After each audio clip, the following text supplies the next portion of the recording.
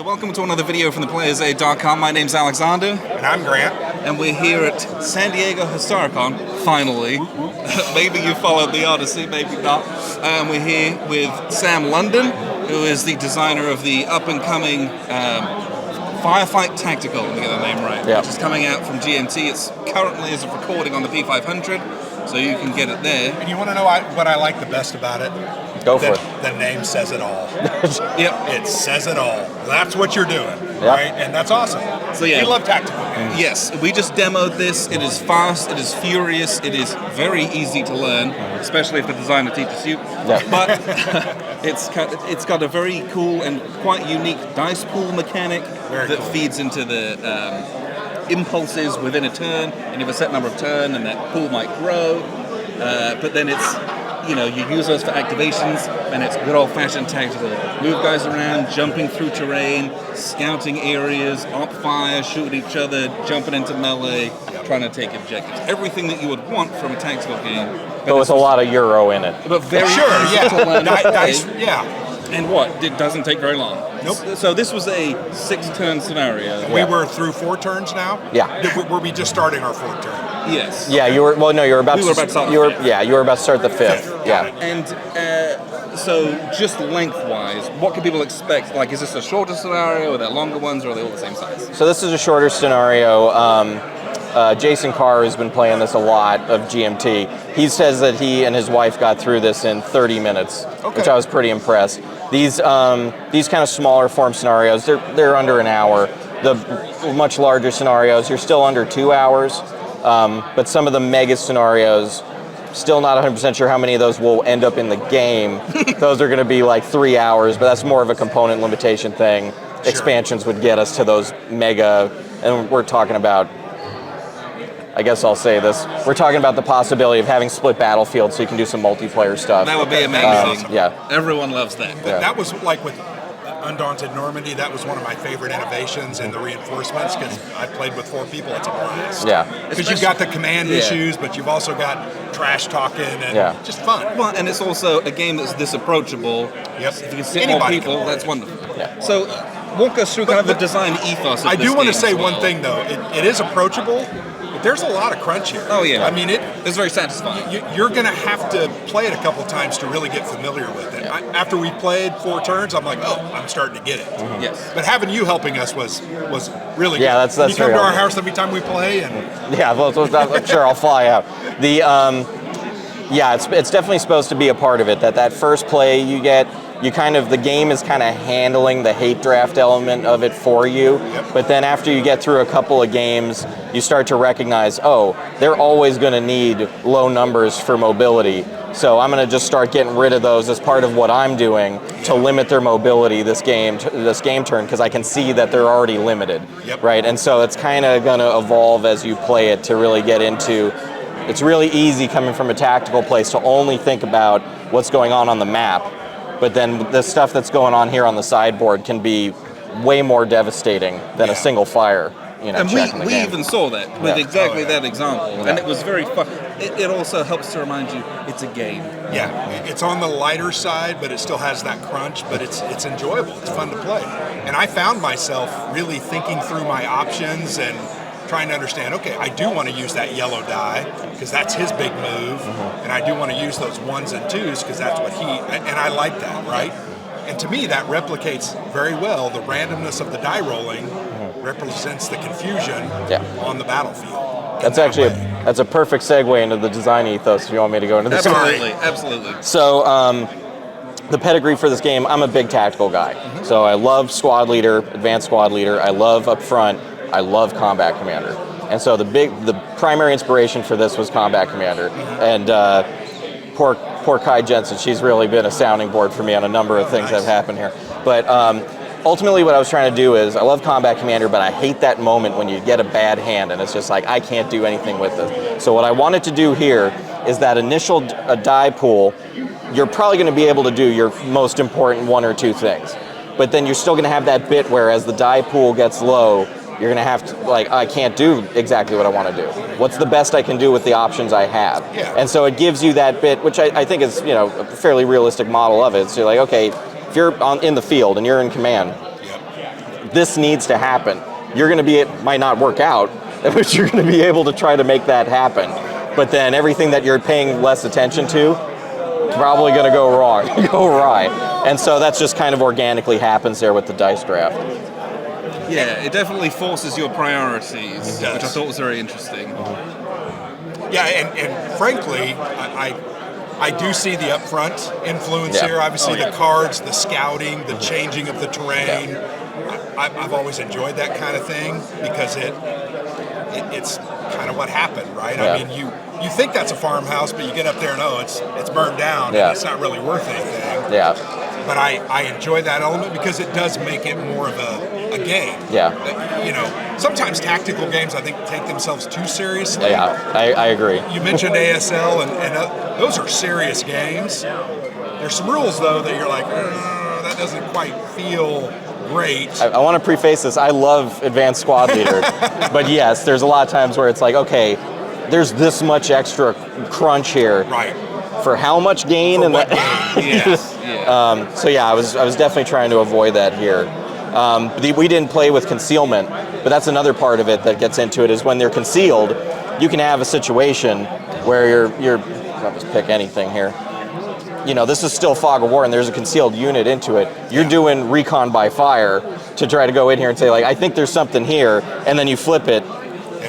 And it's nothing. It's a decoy in a stream, and it's like, okay, I thought I saw something, but this was. Yeah. So there's a lot of that kind of. The game very organically tells stories, and that was the thing I was really going for.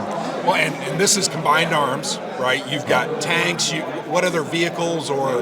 So far, it's just armor for the core game. Got it. So you got some basic armor, but then there's artillery. You end up with plenty of anti-tank weapons. Okay. And yeah, a lot of different flavors of infantry. And that was the other thing I liked. Like, your units were very different than my units. You had some assault squads that had great movement, and that's what they were good at, right? Assault fire and moving in. My units weren't as good in those areas, but they had other abilities. Yeah, you had that really sentry squad that could conceal himself and had It's amazing pretty nice. fire. One thing, so we played just this one scenario that's kind of I think an introductory style scenario. Absolutely. It was very obvious there was one aggressor and one defender.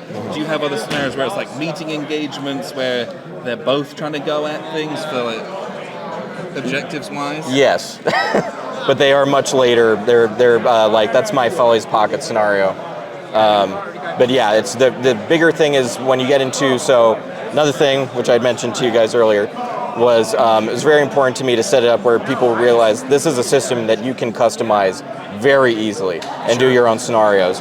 And so there is a lot for that type of engagement. There's a lot of support for that in the scenario building. And you said you'll have a random scenario generator, just like Combat Hopefully Commander? in the future. Hopefully in the future. So that okay. because the issue, full transparency for that was it was double the number of cards because it was going to be you can do a mega scenario, so like an 8x6 with like part of it's urban, part of it's rural, and you know it was just and it would be a completely different scenario with a river going through like every time you play. But it was just the flexibility I want to have couldn't fit in the core box. Okay. But the rules to do your own custom scenarios with what you have will be in the core game. Okay. Yeah. And with that kind of a thing, is it kind of a points by army building type situation? Effectively, yes. Okay. And so it'll be, you know, if you're attacker, defender, you have a modifier on the number of units you're able to bring to the field. If you have armor, there's going to be bonuses that are specifically spent for anti-tank weapons for your opponents, so they're not just entirely outmatched and can't do anything against. You can still always beat armor in close combat, like a close assault, but you have to get to them. So that could be very feels bad if you don't have anything to do prior to that. So this was really wonderful to play with, and appreciate you showing us. What other things you got in the pipeline that you could talk about? If you can't, I understand. But if A you lot? could give us a hint. That I can't talk about. Come on. All right, one hint will be the last 2 GMT updates. We're teasing my next game. Okay. That happens to be just off camera right now, so you can. So I'll I get a can picture see of that. what it is, Yeah. but we can't tell you. That's Yeah. awesome. Yeah. Nice. Yeah. So one other question about this game. There is an autama deck. Yes. We were looking at it. Yeah. It looks pretty cool. Yeah. So it's very simple. You're just going to end up with a deck that is set up for your scenario. It's essentially just a bunch of flow charts that you'll go through that'll give you priority options from top to bottom. The deck by itself, the design principle I was trying to go with this is once you understand the rules priorities for what actors get activated and what their objective is, you can just run it from this tiny flow chart. And it's most of the time running a bot turn is faster than waiting for your physical opponent to take a turn. But you just got to get, you got to get those rules down first. But yeah, it'll just be a small deck of cards. You just run it through, and it'll have a random reshuffle in it. Okay. And it's as I was expressing to you, I can't stand bots where you're like, okay, I have it set up. I've seen this situation before. The bot's going to do this. Yeah. And it's like you will never have that in this game in a million years. So it's very unpredictable, but I'm very happy as the designer to brag. The bot has beaten the crap out of me before. Nice. So either you're bad at the game, yes, or both of those are possible. The bot really is good. Yeah. So the other thing about the bot that I thought was very unique is it has some dispositions. Yeah.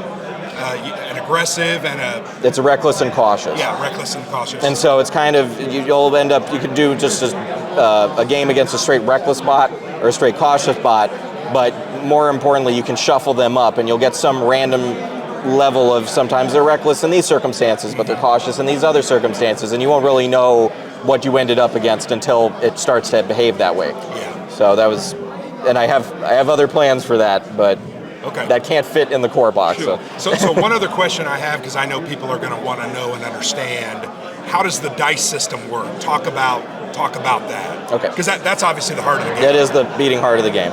So you have a common pool that everybody's drafting out of, and then both players have private reserve.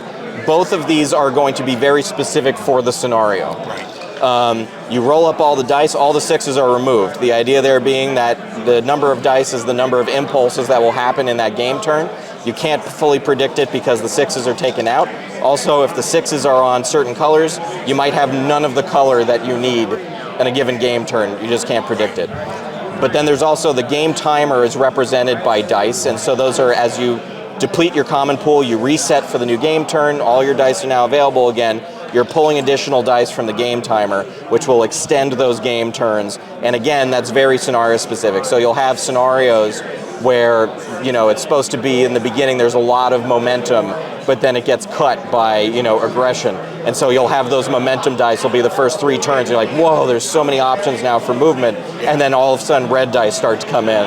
And now they flash like, well, geez, now we're getting cut down by op fire because there's so many options. And some of the abilities on the different units are tied specifically to colors. Yeah. So talk about that a little bit. So the units in the game, when you look at them, they have, I don't know if that's going to be I'll show them. Yeah, okay.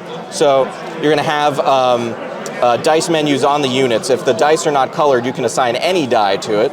But if the die is colored, you must assign that color die to it. And so yellows in this game, it was originally greens, but we're going for colorblind friendly. Yes, I like that. So the yellows were green, but they're mobility. They're helping everybody move around the board a lot quicker. Blues are command, and so a lot of leader abilities are tied to blue, and also rally attempts. And then red is pure aggression. So a lot of the stronger fire, the strong op fire, a lot of suppressing fire attack, like that kind of stuff is going to be tied to that. And so you can really easily look at the die pool right off the bat and say, this is going to be a very aggressive turn. Sure. We should adjust strategy accordingly. So the other thing about the colors, some of them are split colors, right? Yeah. So for that action, you can use either a red or a yellow. Yeah. Why did you feel like that was important to add in? Because it was too restrictive originally. When it was a straight color, it was, trying to balance these out. You got, okay, any 3 can do this action. There's probably going to be a lot of 3s. Any red can do this action.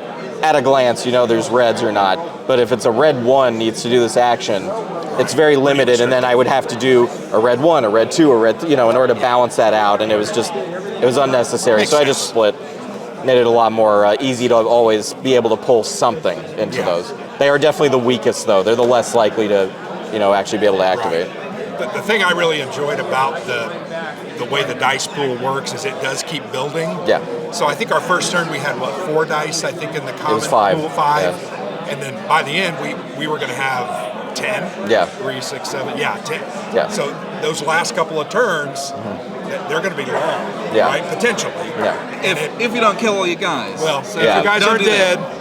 I did also really like how Assault was very lethal. Yeah, the melee is brutal. Yeah. You got to really think about it before you go in. Yeah. Or roll well. Or roll well. But you're a terrible roller, so. I mean, it was appalling. I think I actually dominated you in all the assaults, didn't I? You did, actually. Yeah. Which is crazy. I had 9 guys down. Yeah, awesome. Melee is the great equalizer in this game. And You never know typically- what's going to come out of it. And typically in tactical games, that's kind of the case, right? Yeah. You want to rush, you get 2 or 3 guys in there, man, Yeah. it's up in the air who's going to win. Yeah. So, but bravo, very cool design. Thank you. Obviously, we played one half of the scenario. Yeah, they definitely get. So this is our Colville scenario. Right before you guys showed up, we wrapped up the Sam Eriglise scenario, and that was off the rails.